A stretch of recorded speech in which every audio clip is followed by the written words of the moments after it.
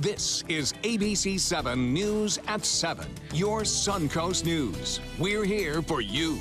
I don't think there's ever been anything like this.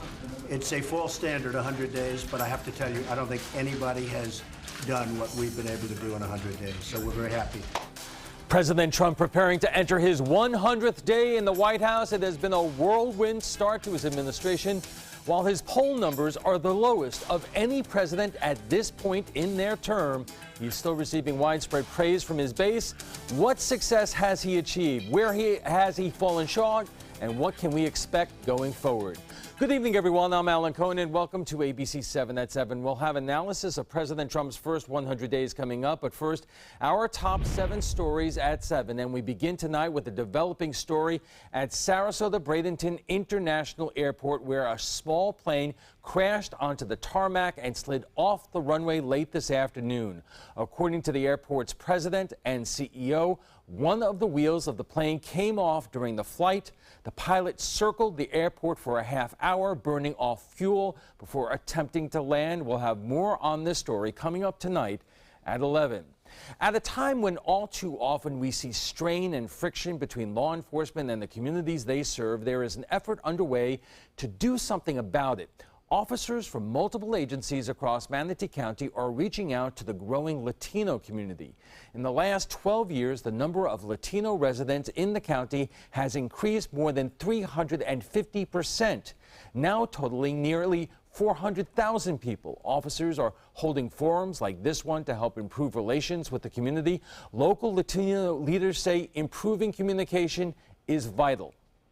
Over the years, I've seen a significant effort made by law enforcement and the police in trying to reach out to the Latino community by having a dialogue and a conversation. They are not here to stereotype anybody, and they won't pull over or they won't go to anywhere that just because they look Latino. Law enforcement agencies say they plan to hold these types of forums at least twice a year.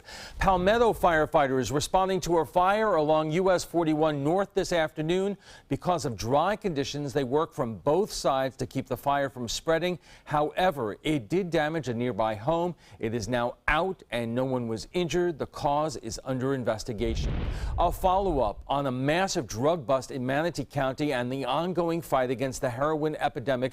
One of the men arrested will spend the next 25 years in prison. Michael Brooks was sentenced today for conspiracy to traffic heroin. He is also being ordered to pay a $500,000 fine. Brooks is one of 15 people arrested in February last year after a year-long drug trafficking investigation. During the bust, law enforcement seized $700,000 worth of cocaine, fentanyl, and heroin.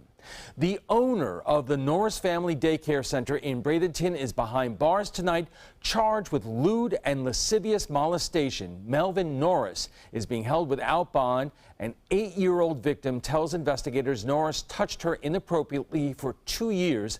The victim and her family were living inside the home and business at the time of the incidents. Her mother is asking other families to come forward.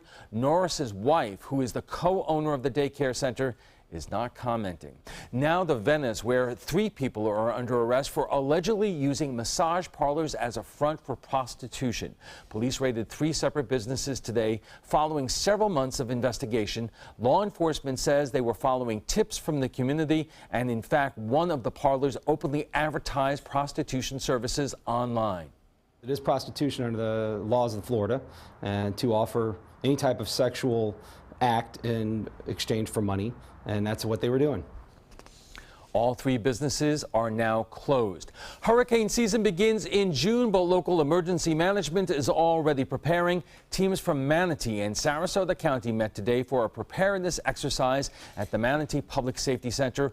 Law enforcement officers, firefighters, Red Cross volunteers, health officials, and others took part. The goal is to evaluate emergency protocols and make necessary updates so everyone is on the same page. It's helpful to have all those different professionals in the same room talking the same language and learning each other's faces so that when the storm does come, they'll know who to go to when they need something. Elected officials on the Suncoast also took part in the annual drill. And of course, Bob, your hurricane special is coming up soon.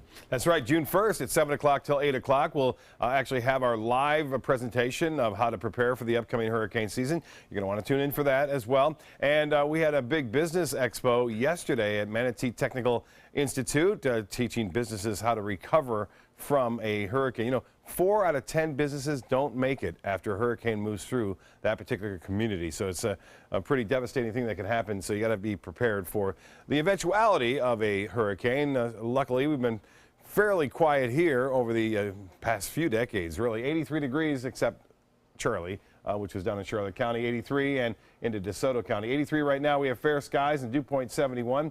Winds are out of the south-southwest at 7. The pressure 30.02 inches. Still high, and we still have dry air out there. Not as much, but we'll see an isolated storm or two pop up in the sea breeze along the sea breeze front throughout the late afternoon and evening. Right now, near the coast, not too bad, really. 80 Anna Maria. It's 82 at Siesta Key and Minnesota Beach at 81. Venice, you're at 83. Lakewood Ranch, a little bit warmer, but Mayaca City and East Manatee at 92. 88 in Arcadia and 89 in Wauchula. So temperatures are much warmer inland, but we did get up into the upper 80s, even near the coast, and that was due to a southeasterly wind. We had one lone shower south of Punta Gorda. That's been it. The evening planner looks to be pretty warm, 76 degrees, and that's at 11 o'clock. And just a few clouds around. We will see some fog forming late tonight. It'll be around tomorrow to about 9 o'clock. It'll burn off and should be okay. Look for temperatures, though, to be summer-like for lows tonight in the low 70s. And we'll quickly warm up by 11 o'clock tomorrow. We should be into the mid-80s, and we will see the potential for near record highs on Saturday and Sunday, but a little bit cooler to start the work week. Oh boy, so exciting. Yeah, right. Thanks a lot, Bob. And still to come, President Trump marks his 100th day in office tomorrow. His administration has been working at breakneck speed, but what has it actually accomplished? We'll have a look back on the Trump administration so far when we return.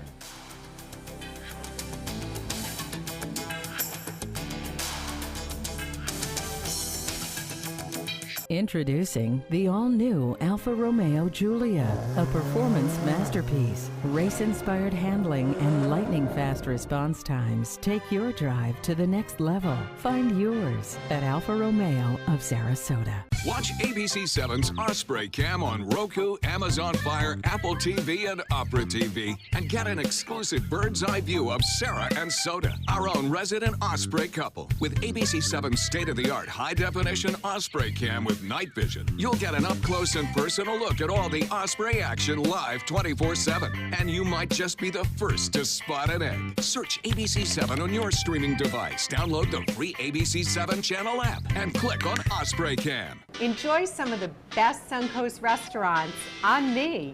Just go to mysuncoast.com/dining, sign up for the newsletter if you haven't already, and you can win a $50 gift card to a restaurant in our area.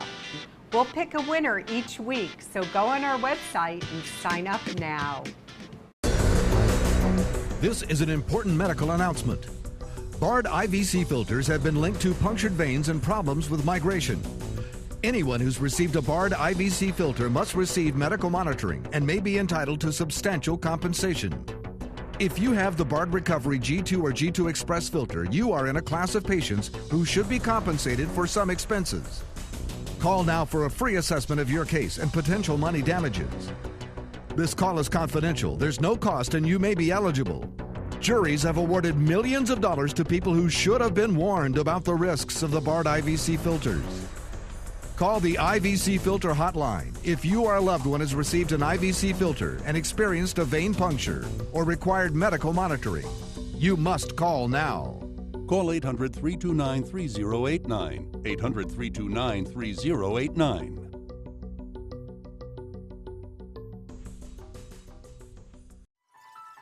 Are you Goodwill?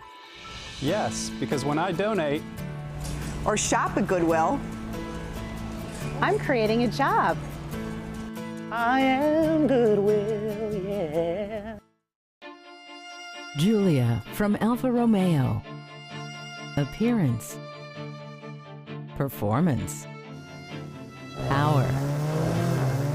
Find yours at Alfa Romeo of Sarasota. As the clock ticks towards the president's 100th day in office, let's take a look at Mr. Trump's accomplishments so far and how they square up with the many promises he made. CNN's Tom Foreman is keeping score.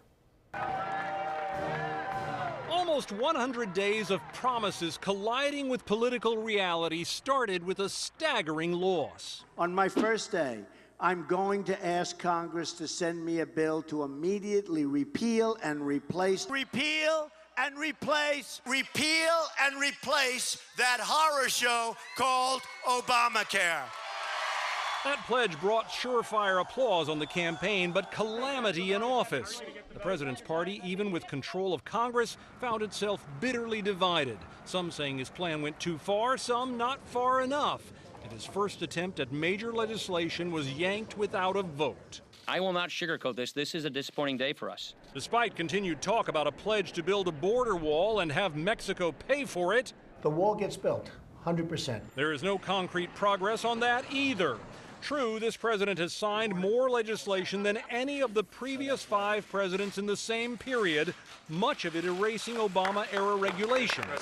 But none of it produced the broad public impact typical of major laws. For that, he has turned to executive actions, signing more than any other president in the first 100 days since Harry Truman, quickly wiping out the trade deal known as the Trans-Pacific Partnership. We just officially terminated TPP. But his most incendiary idea, banning travel from several majority Muslim nations, has stalled in the courts over the administration's protests. Protecting the nation from foreign terrorist entry into the United States is a vital measure for strengthening our national security. The legal branch of government is where President Trump has scored by far his biggest victory. We have to replace Judge Scalia with a conservative, great judge. I, Neil M. Gorsuch. Despite overwhelming Democratic opposition, Neil Gorsuch was approved and seated on the Supreme Court. And I got it done in the first 100 days. That's even nice. Even as the courts overall challenged other Trump initiatives, including his attempt to cut funding from so-called sanctuary cities for not helping enforce immigration laws. Meanwhile, on the foreign front, the president reversed on his campaign promise not to intervene in Syria, taking fast action following a Syrian gas attack, unleashing a barrage of missiles and the mother of all bombs in Afghanistan, raising tensions not merely in the Middle East, but also with far-flung allies and adversaries, including North Korea. His meetings with foreign leaders came with the backdrop of a fiscal plan to substantially boost U.S. military spending while cutting budgets for many other agencies. You know, I tweeted today, @RealDonaldTrump, I tweet. And that's, you know, it solves it. Don't worry, I'll give it up after I'm president. We won't tweet anymore, I don't think. And of course, there were tweets. Unproven claims of voter fraud, unproven accusations of President Obama wiretapping Trump Tower, and a relentless stream of attacks on the media about what President Trump calls fake news, especially over the march of stories about possible Russian ties to his circle. What's been the reaction to President Trump's first 100 days in office here on the Suncoast? Our panel of political experts is standing by because we are taking it to the trapezoid. You love your couch and want to protect it from spills, food, and scratching, shedding pets. Introducing Couch Coat, the reversible, washable quilted cover that protects your couch. Shield against spills. Wow! Stop stains and dirty pet paws and sharp claws. Plus, it's reversible with 2 stylish colors. Guaranteed to fit any couch up to 92 inches or your money back. It even has covers to protect armrests. Machine washable too. My grandkids destroy everything, but with Couch Coat, my couch is always protected, looking as good as it did the day I bought it. Get your Couch Coat for just $19.99, and it's reversible in brown and cream, like 2 couch coats for the price of 1. Order right now, and you can double your offer. Get a second Couch Coat. Just pay a separate fee. Order right now. Call 1-800-943-0710 to get your couch coat. Call now or go to couchcoat.com. So call 1-800-943-0710. That's 1-800-943-0710. Call now. But is it? It's really just the beginning, right? Have you written a book and want it published but don't know where to start? You're not alone. Page Publishing cuts through the confusion that most new authors face, like copyright protection, barcodes, printing, and digital uploading. We will get your book into bookstores now. We guide you through the publishing maze and help you distribute and sell your work in hard copy and ebook formats. That's right, we will digitize and place your book for sale on Amazon, Apple iBooks, and Google, offering it to millions. Don't waste another minute. Most publishers won't even look at new author submissions, but we're different. We review your book and provide you feedback in about a week. If we decide to publish your book, your work ends and ours begins. From copy editing and proofing to typesetting and book cover art, our team gets you into bookstores fast. Call for your free author submission kit at 800-425-5308.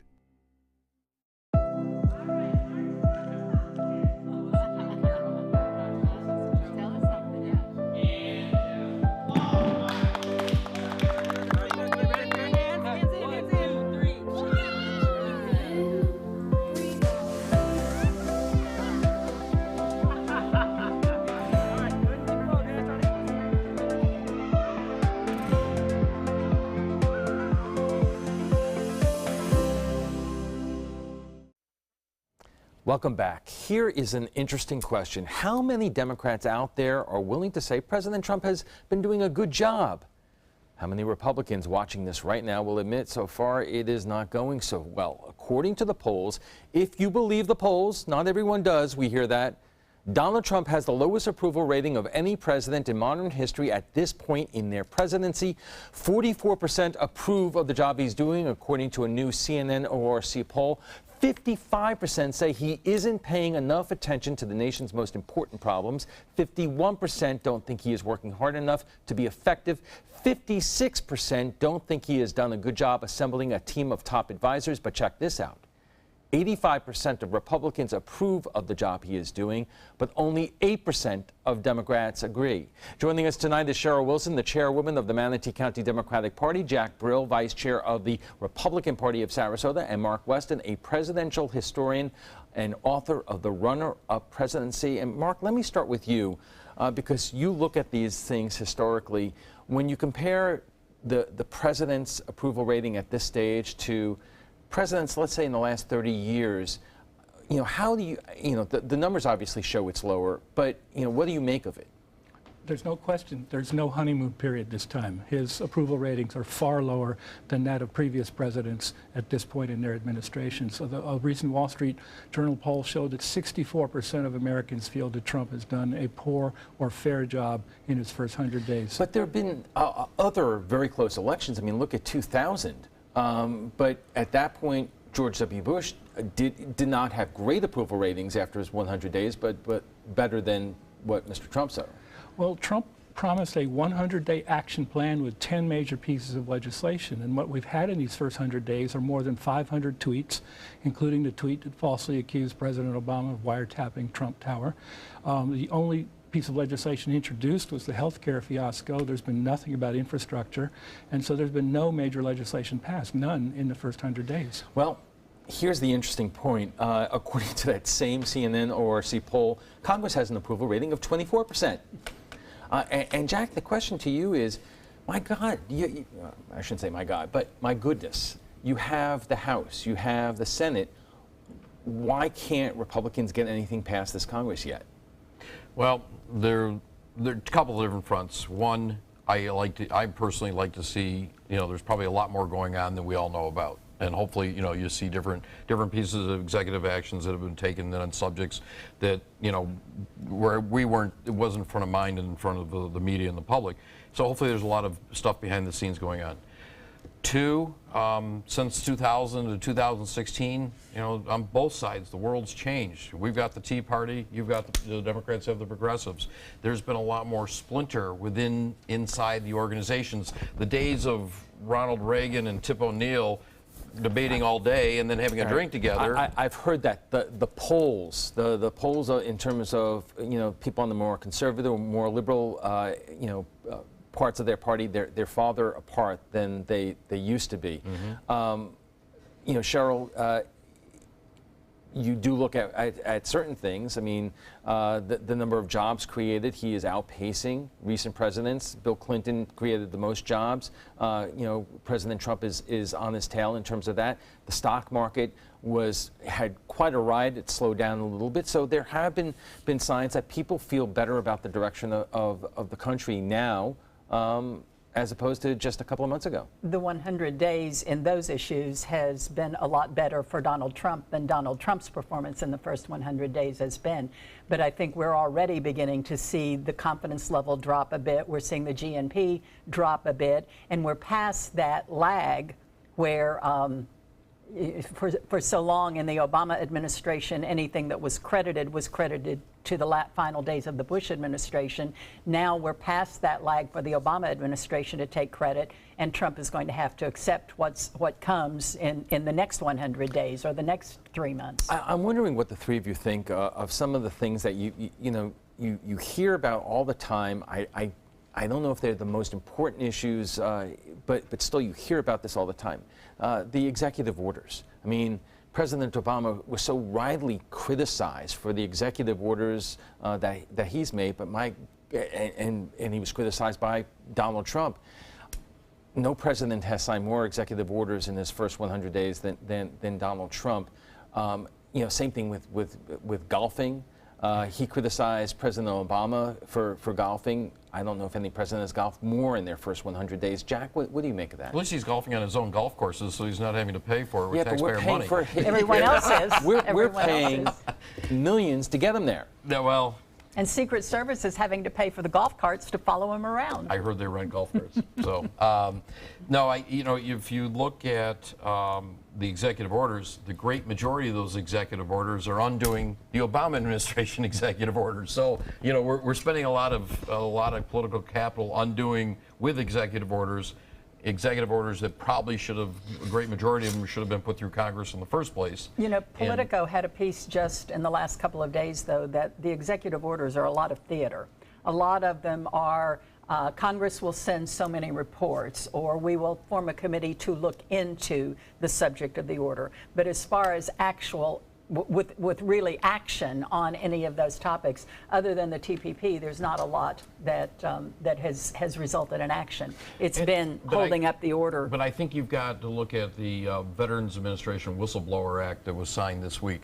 That has some significant teeth in giving protection to those folks for things that are not good that are happening. And when you hear the stories over the number of years where there was a whistleblower case, or there were multiple whistleblower cases where they'd have somebody, and that person that was the one who was the offender ends up getting promoted. So those are things to look at. While we have time in this segment, Mark, I wanted to read a quote to you from a USA Today column. There are some people, Republicans, like John McCain, who support the president in certain areas, criticize him in others, but there are some people, no matter what the president does or says or tweets, they will stick with them, basically saying that the USA Today says that because he picks the right enemies, that is enough for them. Journalists, scientists, policy wonks, as long as they're the elites, they are upset. Trump's voters assume that the administration must be doing something right. The question is, would those people ever move off those positions?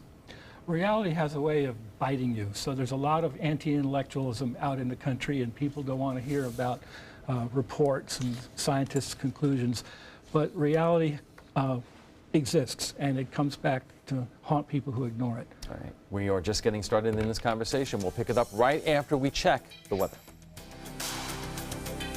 For years, I told everyone my Craftmatic adjustable bed was the greatest until I got the new Craftmatic Legacy. It has an adjustable pillow feature that's awesome. You're gonna want one too when you see how little they cost.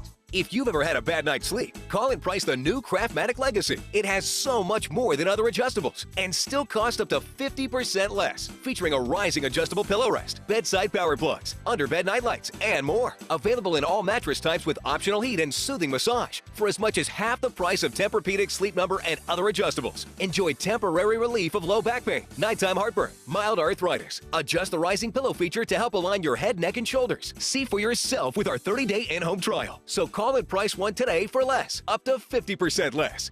You get so much more and it still costs less. You gotta see how little they cost. Call 1-800-237-0214. That's 1-800-237-0214. Call 1-800-237-0214. Call now. When you want to get away from it all, to a place where you can do everything, or nothing at all, surrounded by natural beauty and all the modern amenities you might desire, then you'll want to be here at the Wanna Be Inn on the beautiful shores of Manasota Key, Florida. To plan your escape, log on to wannabein.com. President Trump may be making fewer trips to Mar-a-Lago as we begin to feel the summer heat move in. For a look at our weekend forecast, let's go to Chief Meteorologist Bob Harrigan. Bob.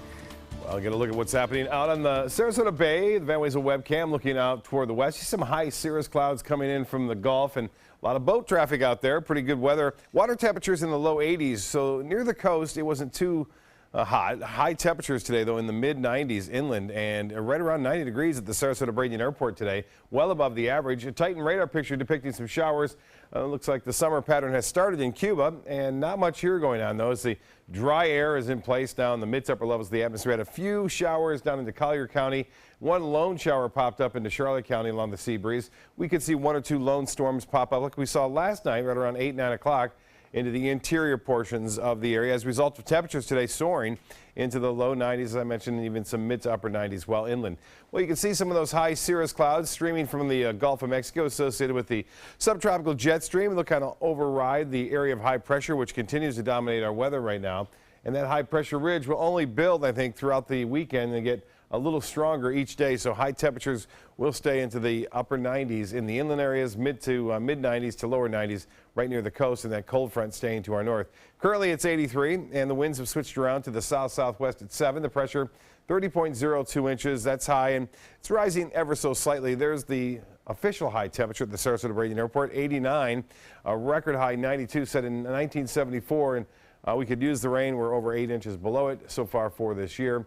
Tomorrow, don't count on much rainfall. This has just been adjusted by the computer forecast models now. Is suggesting 91 for a high, so getting close to a record.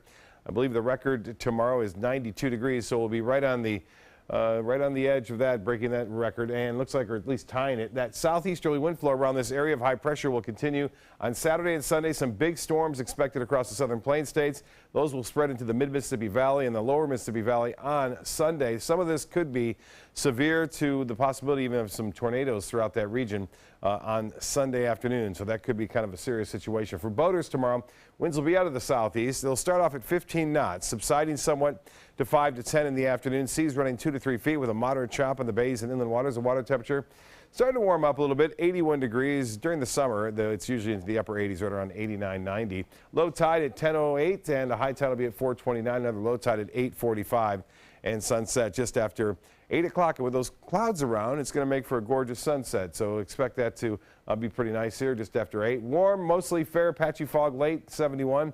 Tomorrow, mostly sunny near record highs and a high near 90 degrees and southeasterly winds at 15. The extended forecast calls for a chance for showers through next week. Just a chance, a little bit breezier on Friday. Alan will be back with the panel right after this. Stick around.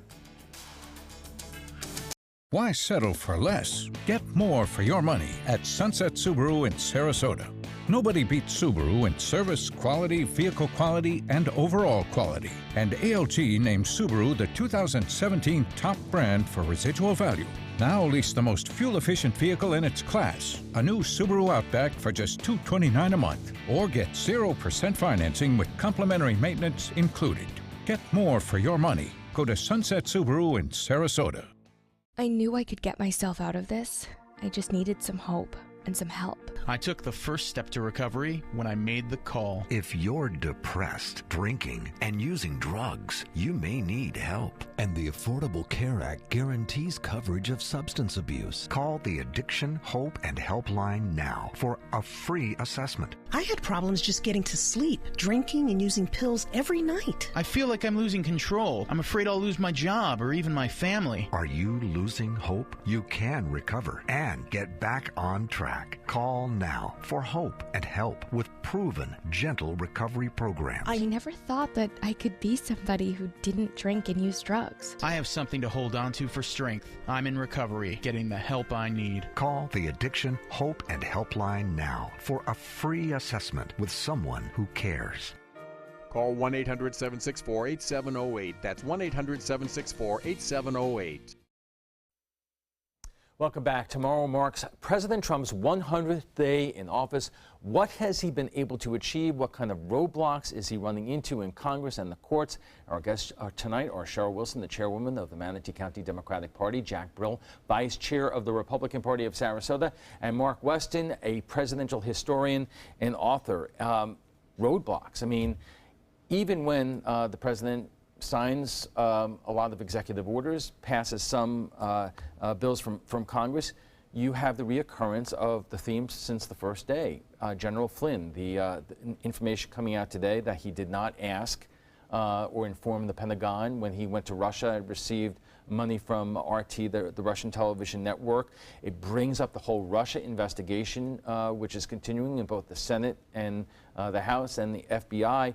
Jack, how frustrating is it for Republicans here on the Suncoast who want this president to do well, but have to endure these continuing headlines about this investigation? And if you look at the Flynn investigation, if he was clearly told by the Pentagon back in 2014, you know, it's not the Trump administration's fault that, you know, this stuff happened long before the election. And, you know, stuff like that, you know, that's his responsibility. He needs, you know, whatever the investigations bring out, he's got to accept the consequences either way. Well, and apparently the Pentagon specifically said to General Flynn, if you're going to work for these foreign governments, you have to report it. And he didn't. And that is up very much to the vetting of the Trump administration to find that out. And it raises the question, even though he continued to get security clearances from the Obama administration, it's from my understanding, if you go from the Pentagon to another agency of the government like the White House, you have to get reviewed once again, and it raises the question about the vetting that the Trump team made of this person when all of that information was out there. It's worth remembering the Obama administration fired General Flynn from his duties, and yet the Trump administration promoted him to be National Security Advisor. Okay. North Korea. I'm interested in your take of this because potentially this is an incredibly scary situation. And, you know, I've heard people talk about this. You know, we always knew that North Korea was a bad situation. It one day could be a crisis, but it's becoming an increasing crisis quickly. And I'm just wondering what your takes are. And I think it's being fueled by all the attention it's getting by that leader who likes and craves attention of the world. I think the Trump administration, in the meetings with the Chinese leadership, now you've seen that, you know, they've stopped a couple shipments, you know, from North Korea. They are hopefully back channeling diplomatically, you know, even though as unpredictable as the regime is in North Korea, you know, doing it diplomatically, the Trump administration did the right thing, lit China. China's got the most influence over these folks. They're the only ones that may have influence over them. You have a really scary dynamic, though, because you have two world leaders who like to have the attention of the world on them. And that's exactly what you're looking at with Trump. He's somewhat defending a 20-year-old despot, or a 27-year-old despot, but he very much is taking it to the brinksmanship game because that's how they both respond. Mark, this is deadly serious issues, but the question is, you know, the more we talk about North Korea, the less we're talking about Russia, what's happening or what's not happening in Congress. Things can go so wrong so fast. The city of Seoul, South Korea, is a city of 20 million people, only a half an hour from the North Korean border. They can fire artillery and kill literally millions of South Koreans within minutes. So even if the North Koreans were to do something reckless and suicidal, and we could squelch this regime probably in an hour, but in that 1 hour, they can kill literally millions of South Koreans. All right, switching topics, health care. Jack, I'm wondering what your take is, because there was an effort this past week, again, to resurrect a Republican health care bill. They have put it off. There have been some people who have said, you know what, this is going to be really hard for Republicans to pass because the Republicans can't agree on the approach. Would you wish that the administration would push forward with this, or let's get on to other things? No, I think it should be done simultaneously. You know, let's keep working it through until it's done the best possible plan for the American people, and from a tax or from a healthcare standpoint and a cost standpoint. So if it takes more than a couple weeks, that's okay. Does it take more than 7 years, though? We've been hearing this from the Republican Party for 7 years, that the Obamacare needs to be repealed and needs to be replaced. And now they have the president, they have the House of Representatives, and they have the Senate, and they still don't have a plan. And if you decide to insure people with pre-existing conditions, you're going to have something like Obamacare. Yeah, but they're also, you know, yes, but you know, I'll go back to the Nancy Pelosi statement. If you know, you need to pass the bill to read the thing. You know, it's 2,500 pages. It affects every other agency. I mean, you think about the Affordable Health Care Act. They're even making, you know, remember when the government took over student loans from the corporations? They're getting interest. They're making money, you know, towards Obamacare from interest. I mean, there's so much complexity in this thing. One point there, and then let's move on, because with the debate over Obamacare, that took close to a year, and there were a lot of hearings in both the House and the Senate. They were talking about putting that bill up for a vote this week without a single hearing. And I guess they're working behind the scenes with the Freedom Caucus. They're getting a little closer. If it takes 6 months or a year to do it, let's do it right. But the difficulty there is that in many ways, what happens with health care and the subsidies is dependent upon what you could do in terms of tax reform, because they were counting on the savings from health care to fund tax reform, which is not there. And the question now is, will corporations and wealthy Americans and other Americans get tax cuts that are not paid by offsets? And that is something that, as they're going through, you know, through this process, that has to be looked at very carefully, because obviously, you know, you need to be competitive in the world from a corporate tax standpoint. Simplifying from 7 to 3 brackets, you know, and a very significant issue is making sure you're competitive to get the $2 or $3 trillion offshore money back into this country, into circulation. Sure, I'll give you the last word. But to answer your question, Alan, no, they won't, probably. But we don't know, because the big buildup to the tax question, to the tax reform, came in the 97th or 98th day, so that it could be addressed before that 100 days. And we just have a couple of seconds left, but Mark, there are people who want their tax cuts. In essence, they're not going to care whether or not it's offset. If it's not offset, the deficit will go through the roof and we'll have inflation, so we need to offset it. Okay, let's take a quick break, and when we return, we'll have final thoughts from our guests, plus what some of our viewers are saying about last night's topic, Florida's standardized testing system. Check out My Suncoast Dining on mysuncoast.com, your guide to the foodie lifestyle. ABC7's own Chef Judy serves up her favorite recipes, cooking tips and trends, dining blogs, step-by-step videos, and Suncoast Restaurant Guide. You'll find it all at mysuncoast.com/dining.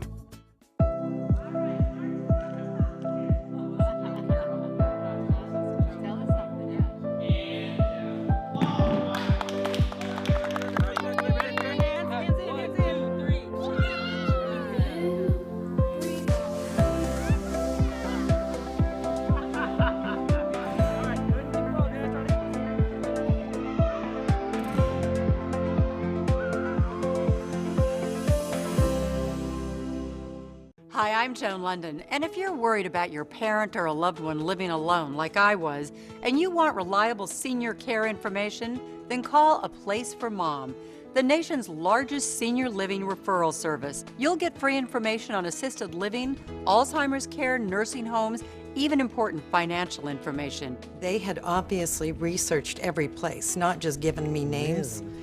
They found me a place for what she could afford, and it was magnificent. We're now very confident that she's safe, and they just helped every step of the way, and I can't thank them enough. So if you're struggling to find reliable senior living information, call A Place for Mom. This is a free service, and you can trust them to help you. Call right now to get your free Senior Care Compass ebook. Find out about the 5 best-kept secrets on financing senior care and assisted living. Call now, 800-290-0352. 800-290-0352. It's the season of savings right now during the spring clearance event at Sunset Dodge Chrysler Jeep Ram in Sarasota. Come shop the Suncoast's largest selection of new Jeep Wranglers, or stop by today and drive away in a 2017 Jeep Cherokee for just $18,999. And for a limited time, get America's best value, a new Dodge Journey for as little as $16,599. Better prices, bigger selection. Go to Sunset Dodge Chrysler Jeep Ram in Sarasota. Welcome back. What can the first 100 days about the next 100 days tell in the Trump administration history tell us? Our guest joining us right now for final thoughts. So, Mark, let me get your take in terms of, do you think anything will be different in the second 100 days of the Trump administration? Well, there will be new legislative proposals, but nothing fundamentally different.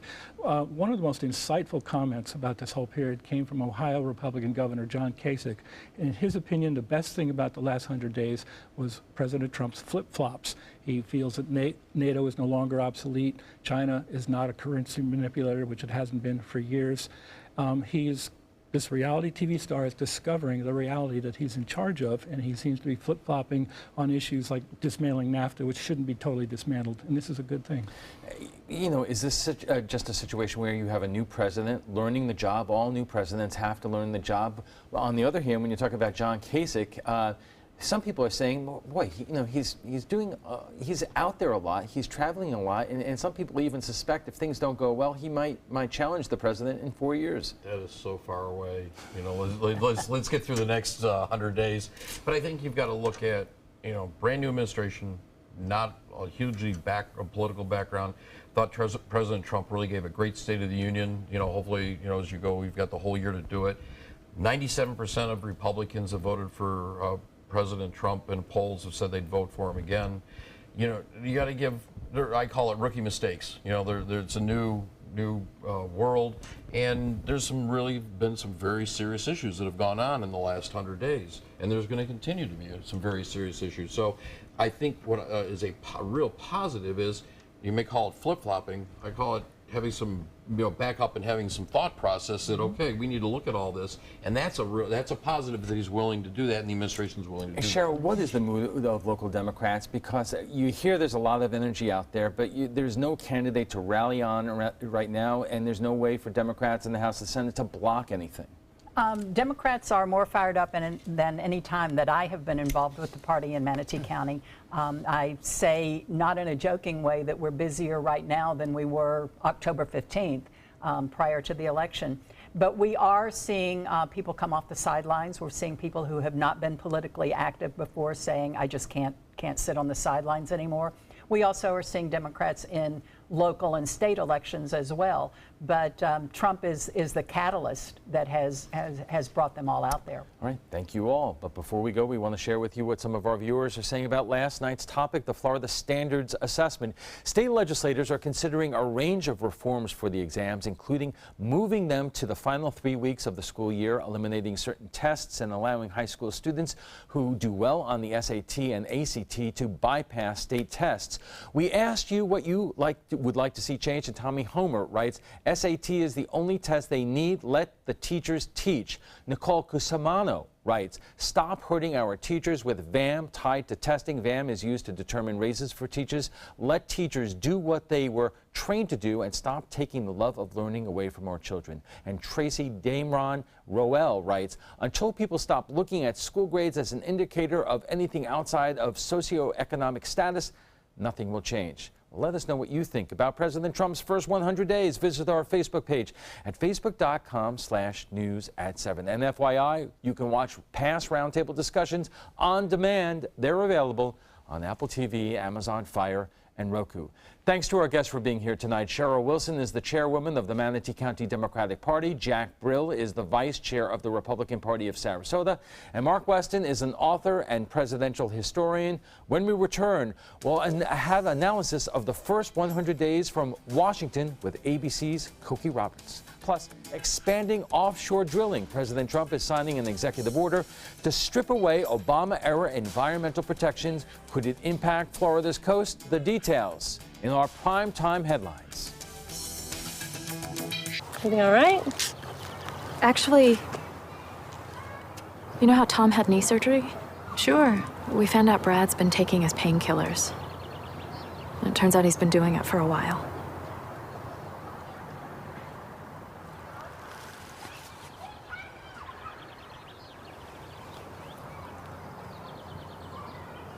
Most people don't know what to say about drugs, but we do. Visit us at drugfree.org. This is an important medical announcement. Xarelto and Pradaxa have been linked to uncontrollable bleeding and even death. If you've been prescribed one of these drugs and have experienced these dangerous side effects, you may be entitled to substantial compensation. Studies show that Pradaxa can cause more heart attacks than warfarin, and other countries have already issued safety warnings against this drug. Call now for a free assessment of your case and potential money damages. The call is confidential, there's no cost, and you may be eligible. Juries have awarded millions of dollars to Pradaxa victims, and thousands of Xarelto victims are filing their legal cases. Call the Drug Watch hotline if you or a loved one used Xarelto or Pradaxa and experienced uncontrollable bleeding, brain hemorrhage, or even death. You must call now. Call 800-793-6055. 800-793-6055. Saturday marks President Donald Trump's 100th day in office, and CNN ORC poll conducted this week puts his approval rating at 44%, the lowest of any newly elected president at this stage. Joining us for more on the first 100 days is ABC News political analyst Cokie Roberts. Cokie, we know what the president is grading his performance at. He says it's an A, a little bit less when it comes to communication because they're so busy doing great things. They're not concentrating on getting the word out. Is that the conventional wisdom in Washington? No, but there's not much conventional wisdom, period. This is a highly unusual presidency, and there's nothing conventional about it. But if you just look at the question of his signature campaign promises, repealing Obamacare and building a wall, clearly we're nowhere near either of those things, even though it's possible that the House of Representatives might get to a bill that they can pass. Anything that they pass is likely to just run up against a total brick wall in the Senate. So he's going to have a tough time, as he has had for these first 100 days. The Washington Post just posted a story online saying that the president is 0-4 in terms of legislative accomplishments, in terms of his major priorities. And it goes on to say, quote, Trump is going to reach 100 days in office without getting anything on his wish list through Congress. And the fact that we're measuring his failures by this timetable is largely his fault. Do you agree? Yes, there's a lot of truth to that, because he, all through the campaign, talked a lot about all the fabulous things he was going to get done in his first 100 days. And now what he's basically doing is touting the nomination and confirmation of Neil Gorsuch to the Supreme Court and some executive orders here and there that he has signed.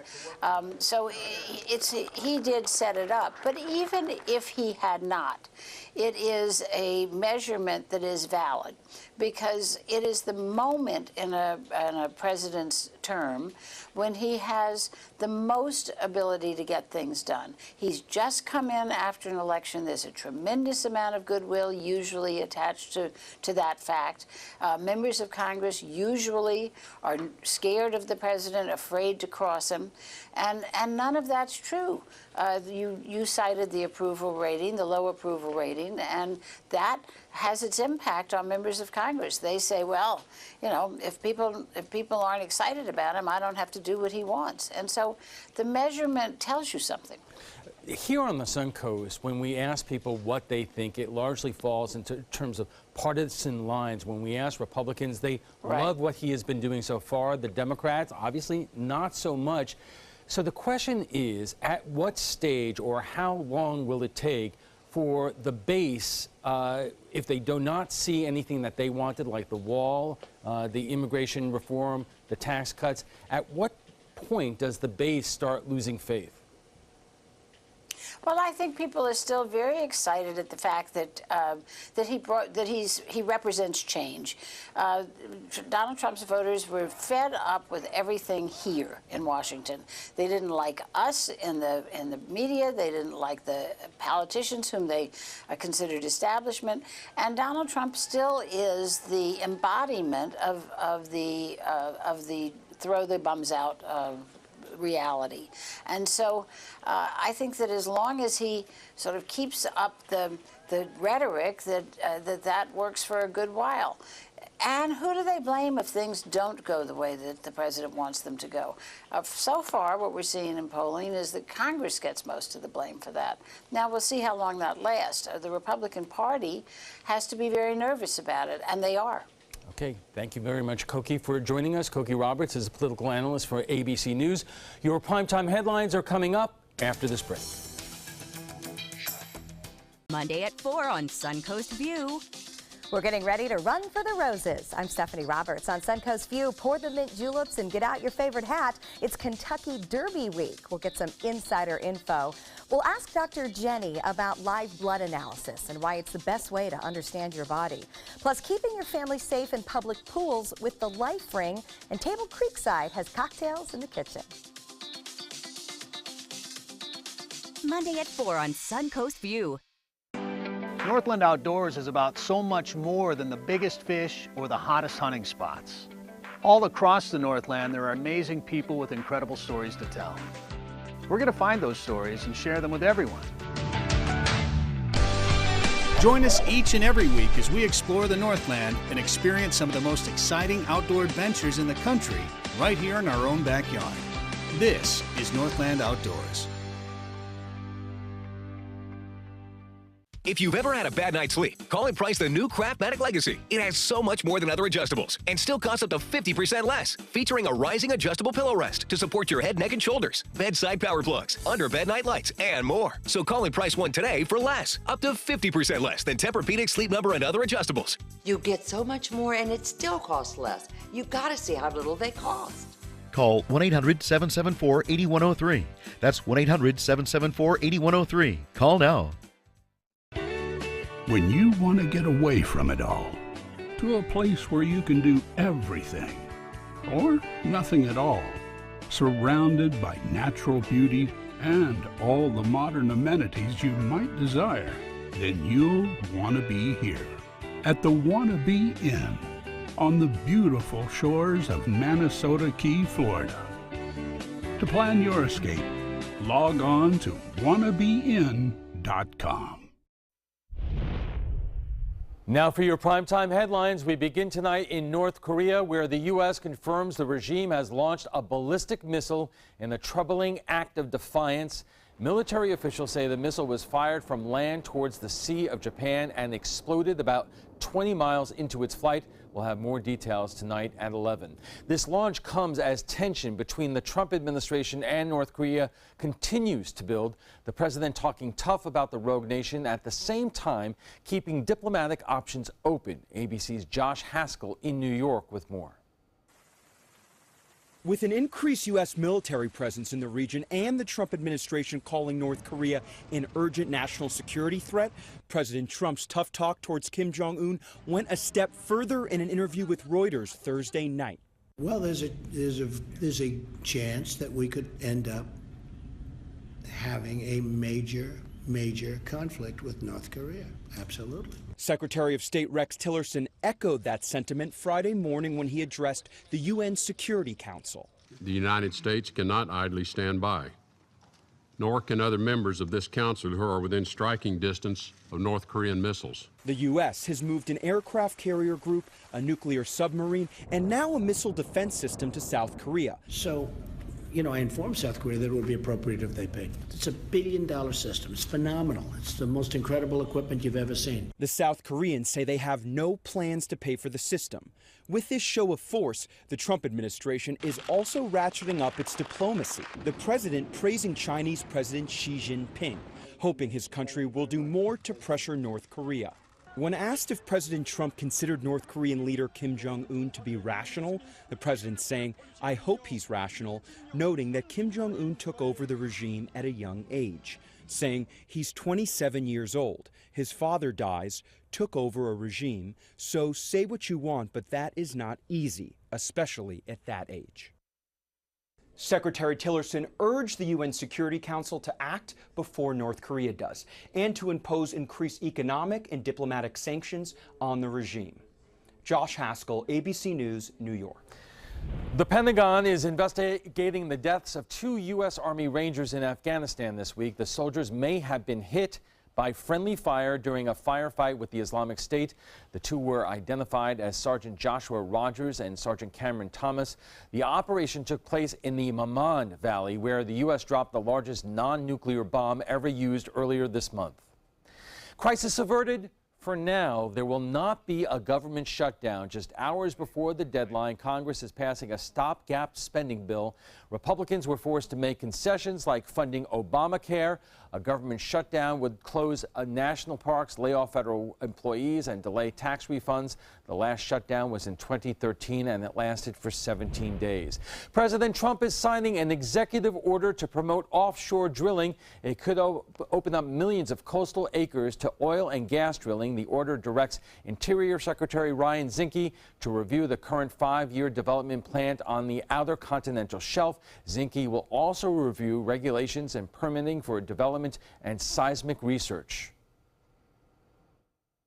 This executive order starts the process of opening offshore areas to job-creating energy exploration. It reverses the previous administration's Arctic leasing ban. The order represents one more step in Trump's attempt to dismantle Obama-era environmental protections. Florida has a moratorium against drilling within 125 miles of the coastline. Here in Florida, lawmakers are moving closer to giving middle-class homeowners a tax break. The Senate Rules Committee is advancing a bill expanding the homestead exemption by $25,000. It now goes to the Senate floor. I've looked at this more as an opportunity to do a broad-based tax cut that is directed at the middle class and will apply as equally as possible throughout the state of Florida. If passed, the resolution would put the decision to voters on the 2018 general election ballot. It would cost local governments up to $800 million annually in lost revenue. A bill making it easier to lease vacation homes is heading to the state Senate. Today, the House passed a measure blocking city and county governments from regulating short-term rentals differently than residential properties. Supporters of the bill say it protects property rights. Opponents say local governments should be responsible for this type of regulation, particularly in tourist-heavy areas like the Suncoast. And that's all the time we have for this evening. I'm Alan Cohn. Thanks for joining us and have a great weekend.